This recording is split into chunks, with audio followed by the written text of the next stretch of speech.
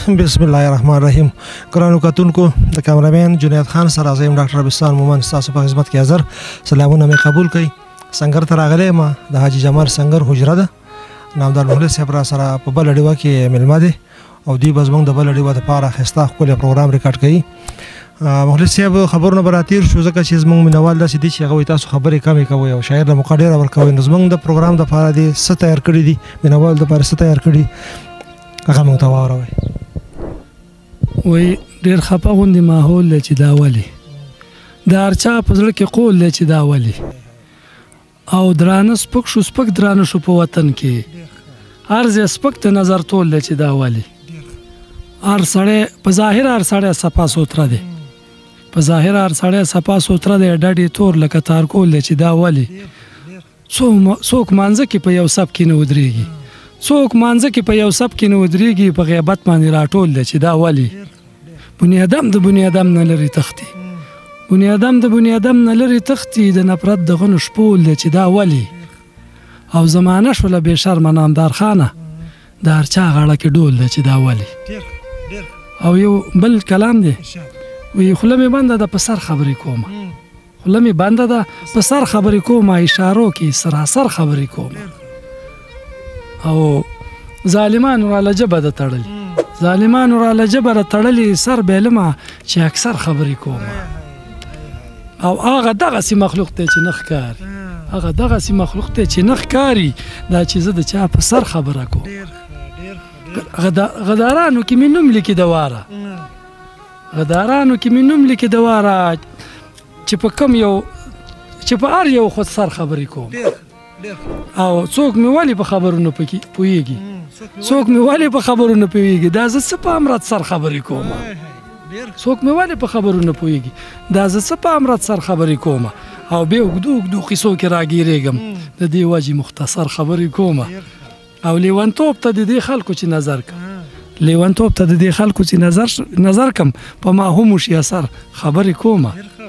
او زه مخلص شمه بندي او یا ورکېږم چې په کوم یو افسر خبرې کوم او نه خو دې شتګردي یو نظم دی نه خو دې شتګردي نه موران کار کړی بل دی دا ټول پښتون ته چل دی نه خو رانول کوو نه چاته کنځل کوو نه خو لیوني نه کاڼي ویشتل کوو بس د چا د لاسه پښتونخوا باندې اور بل دی او دا ټول پښتون ته چل دی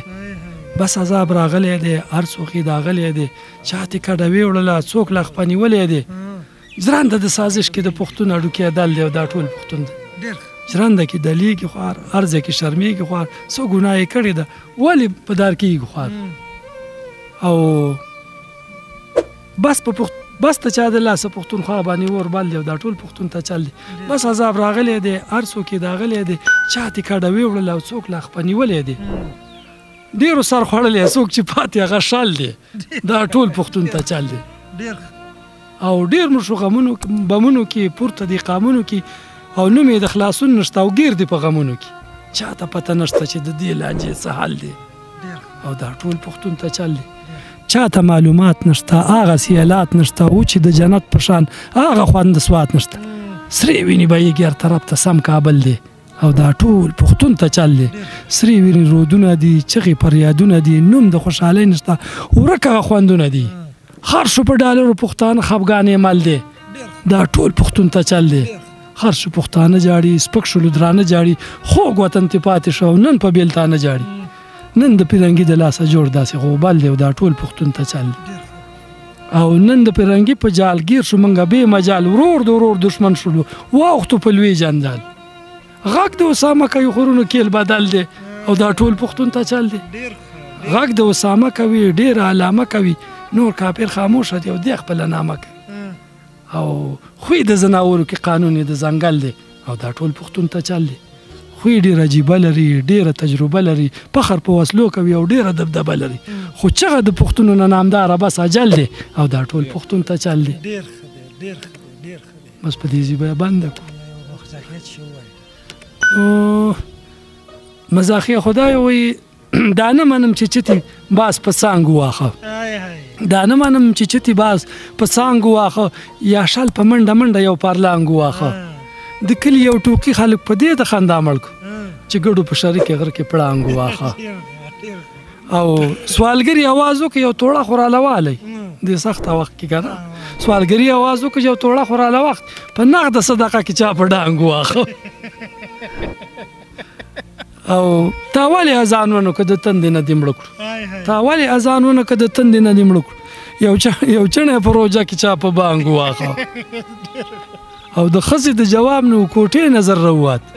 د خزې د جواب نو کوټې نظر روات بهر داغي کمیس پتانګ واخه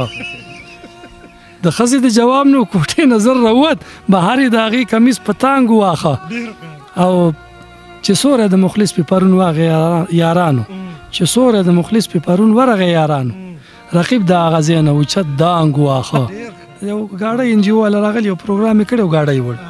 پاره ما دا کړو جغلانه نه خلکو بوتلې گاډي او د چا جامې شلې او د چا ګانډي جامې شلې خوشي وخو د چا لمن و د چا ترخو پر سړی کې بخار او بالا کنزل کول ډیپټي په سالانډي او د چا جامې شلې او د چا ګانډي بالا کنزل کول ډیپټي आवाज یو ک چټپټي زیاتی خلم راځي چټي ډیر له ورکړي ګرمه منډي ګر لنډي د چا جامې شلې او د چا ګانډي ډیر له ورکړي په کاټو څوک د حسین او ډیر شاټه چې ډیر له ورکړي په کاټو څوک د حسین او ډیر شاټه چا دروغ او کپاټ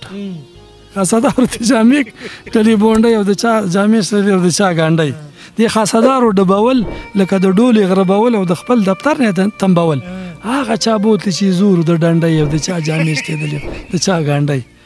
هغه چا بوتل چې ملکو یا چې په مټو باندې کلکو چې یا چې ډیر زور نه والکو کرندې ټاټکی سره بیلچا به ولانډي او د چا جامې شلې او د چا ګانډي کرندې ټاټکی نه جنجالو ورسړې ستړې بي مجالو د انجو د چا جامې شلې د چا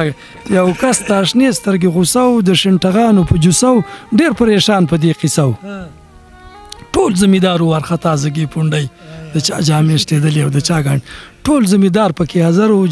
ډیر عجیب غوندي منظرو زما په دې باندې نظرو لکه روجا کې چې تازه او شوانډي د چا جامې شلې او د چا ګانډي لکه روجا کې خل سرسامي وخت لذیذ سحر کې زی وخت ته پامي په انتظار ته ما خامي ډیرو غرمه کې و تفریخ و ډوډۍ او د چا جامې شلې ډیر په غرمه کې و نه هر او دفتر ته تلی او سحر او د لوګي نه لګید نظر د دې لالچ ته الله ورانه کې کوډي او د چا جامې شلې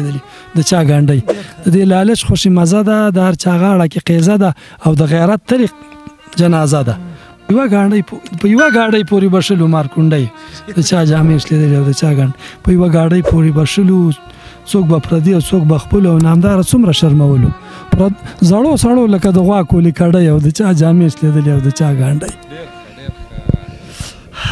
کتونکو دا نامدار مخلص تاسو کلامونه واورید په تیر راتوا د مزاحیه یې خو دې کې ډیر زیات مقصد پټي او ډیر زیات مطلبي کلامونه د مزاحیه نو دا پروګرام تاسو وکړو موږ بس تاسو کمنټ پته مې اجازه غواړم د کیمرامین جنید خان سره زم ډاکټر بستان مومن حاجی جمال سنگر حجره بلډیوا د الله په امان